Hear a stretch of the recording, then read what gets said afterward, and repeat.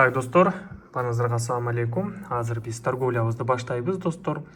И также бүгүн биз сиздер менен, достор, стратегия бизде ошол эле болот да, дисциплина менен. Также бүгүн биз балансыбызды хотя бы 42-42,5 миңге көтөрүшүбүз керек болот да. Бул хотя мындай бир мизер кичинекей эле процент болот и көтөрүшүбүз бул оңой эле деп ойлоймун да, ушунча баланс менен. Бирок биз сиздер менен башында аккуратно торговля кылышыбыз керекпиз. Даже канча көп акчаң болбосо дагы сен биринчи сделкаңды всегда аз суммага ачышың керек болот да. Бул эреженин дагы бир правиласы, достор. Азыр рынокко киребиз и торговлябызды баштайбыз, достор. Видеолордун башталышына лайктан бассаңыздар, сурооңуздар болсо каналга комментарий жазып коюңуздар, достор.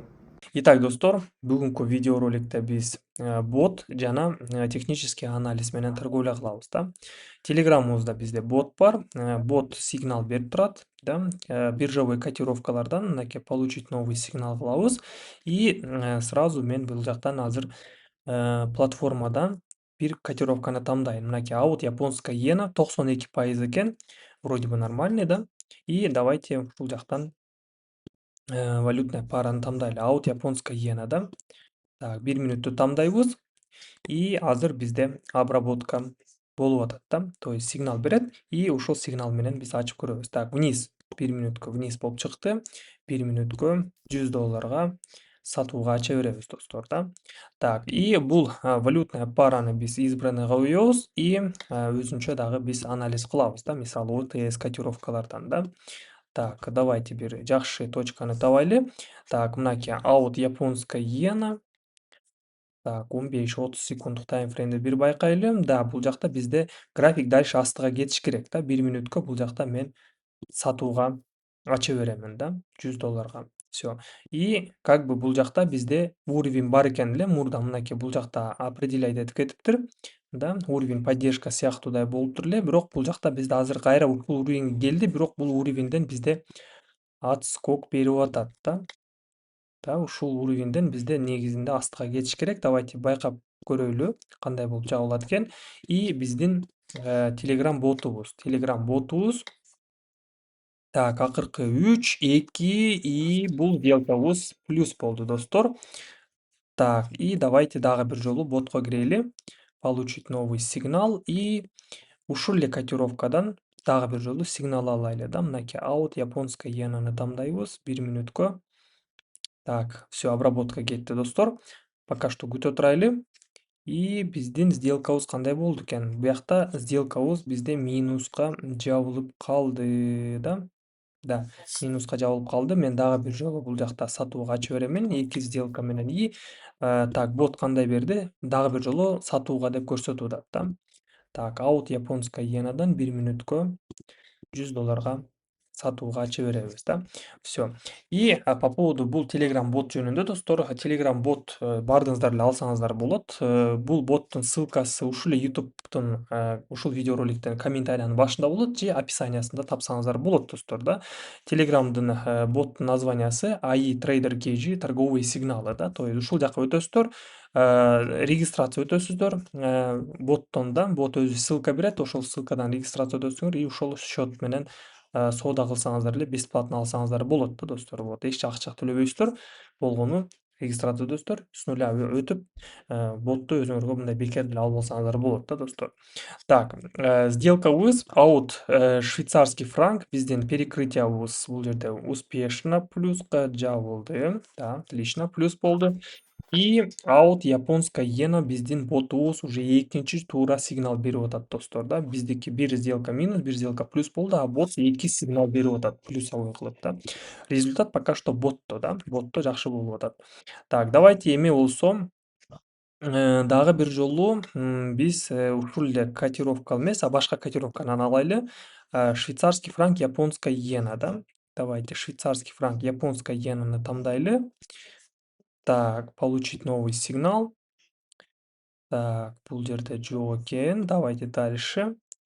Евро, швейцарский франк. Мынакей евро, швейцарский франк. 1 минутту тандайбыз. Всё. Обработка кетти, достор. Жок, канадец, швейцарский франк, японская иена экен, достор. Мен туура эмес кылып коюптурмун. Так, дагы бир жолу кылайлычы. Швейцарский франк, японская иена экен, а. Так, швейцарский франк, японская иена. Так, швейцарский франк, мынакей швейцарский франк, японская иена 1 минутта тандайбыз. Все. Азыр бизде обработка болуп атат. Именно трейдинг view'дан мынакей могул трейдинг view, ушул трейдинг view'дан бизде индикаторлордон сигнал берип турат да. Ушул сигналдардан биз сделка ачабыз да. Так, давайте байкайлы кандай болуп атат. Вверх болуп чыкты. И 1 минуткө биз сатып алабыз достор бул жакта $100. Все. Үчүнчү сигнал кетти. Telegram ботубуздан. Буну дагы избранныйга коюп коелу. И өзүбүзүнчө биз башка котировкадан сделка ачайлы да. Так. Башка котировкага өтөйлү. Out доллар OTS болот. Мен бул жерден сделка ачамын. Так, общий картина 1 минуттук таймфреймде бизде затухание болуп атат. 1 минуткө ылдыйга ачамын бул жакта. То есть бул жерде бизде мынакей могундай уровень бизде определять этип атат, что график бул жактан дальше үстөгө көтөрүлбөй атканын биз байкасак болот да. Мынакей могул жерден бизде линиядан келип түшүптүр. Далее экинчи жолу бул линиядан келип кайра түштү. И мына үчүнчү жолу келип азыр мына түшүп атат да. То есть ушул жерден эле мен мурунку эле картинаны карап туруп эле мен сделкамды сатууга ачып атамын да. Так, бот бизде үчүнчү сделкабызды прям шикарный плюска жаап берди. Отлично, достор. И out доллар OTS-тен дагы бул жакта биз вроде бы плюска жаап атабыз да. Так, давайте эми болсо башка бир биржа котировканы тандайлы. Евро канадец да. Мисалы евро канадецтен боттон азыр сигнал алайлы да. Так, евро канадец табайлы биринчи.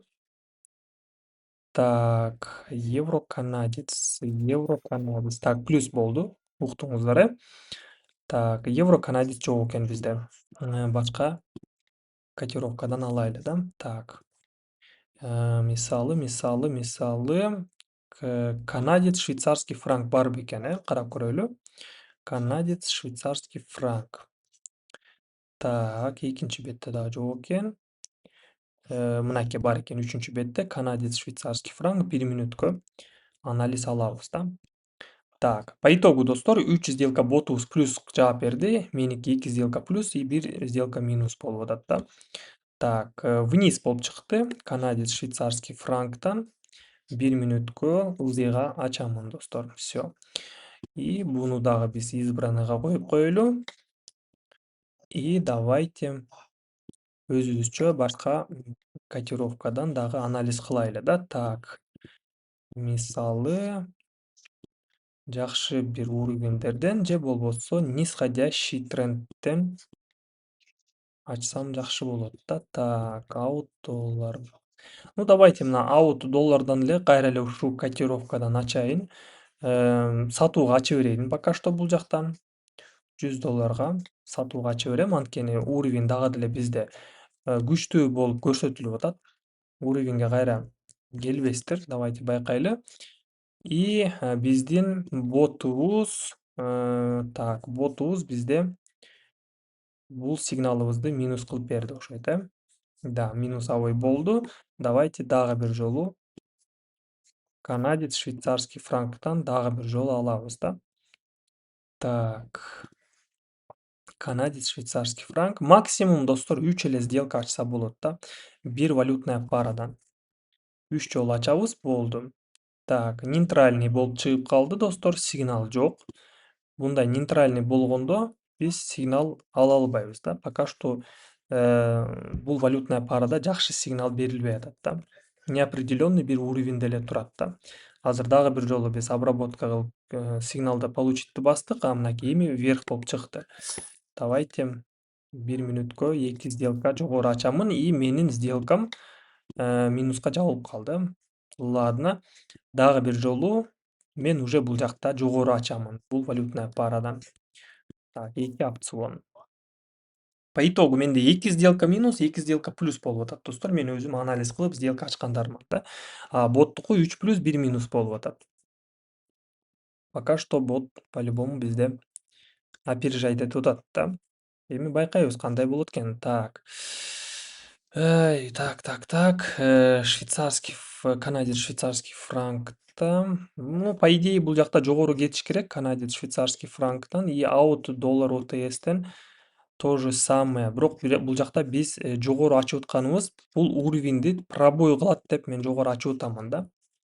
Вот ошондуктан мен үстүгө ачтым да. Так, ботубуз так 3, 2, так минус болуп калды. Так, кайра ботко киремин. Получить новый сигнал. И дагы последний, достор, последний бир сигнал алайын. Ушул канадец швейцарский франктан, если болбосо, анда минус болот экен да. Так, аут доллар ОТС плюс болду бул жакта сделкаларыбыз. И дагы бир жолу мен бул жактан жогору ача беремин 100 долларга. Так, вниз болуп чыкты бизде. Канадец швейцарский франктан. Эми по ходу дела эми точный сигнал болот, достор, мынакей канадец швейцарский франктан. Давайте байкайлы. Бизде жогору болуп көрсөтүп атат эле сигналыбыз. Азыр бизде уже ылдыйга көрсөтүп атат да. Ну, эми ким билет? Возможно, даже и наоборот да кетип калышы мүмкүн. Бул рынок өзү билгендей болуп жылы берет да. И по поводу, достор, биздин торговый комнатабызда, биздин телеграмыбызда 2 маал торговля болот. И биздин торговый комнатабызда, VIP каналыбызда обучениялар дагы бар, достор. Сиздер дагы с нуля үйрөнүп, регистрация өтүп, верификация өтүп, счет пополнения, вывод ушулардын баарын с нуля үйрөнүп алсаңыздар болот, достор. Кошулуш абсолютно оңой эле, достор. Телеграмга өтөсүздөр, ссылка бардыгы видеонун описаниясында болот. Ошол жактан өтүп эле мен стримден келдим же мен ютубтан келдим, мени кош же мен үйрөнгүм келет десеңер, мен сиздерди кошуп кое аламын, достор. Ссылкалардын бардыгы видеонун астында болот, достор. Так, менин сделкам аут доллардан плюска жабылды и канадец швейцарский франктан дагы ботубуз плюс жаап берди, достор. По итогу, по-любому азыр бизде бот утуп атат да. Бот жакшыраак сигналдарды берди и мен өзүм сделка ачкандарыман кичине көбүрөөк бир минус болуп калды сделкаларыман.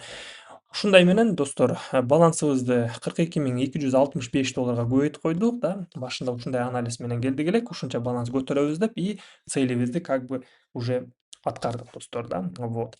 Ушундай, достор. Сурооңуздар болсо, если видеоролик жакса, ушундай, достор, если видеоролик жакса, видеороликту лайктан басыңыздар, сурооңуздар болсо комментария жазыңыздар, достор. Сиздер менен мен Нурсултан, кийинки видеодо көрүшөбүз. Баарыңыздарга ассаламу алейкум.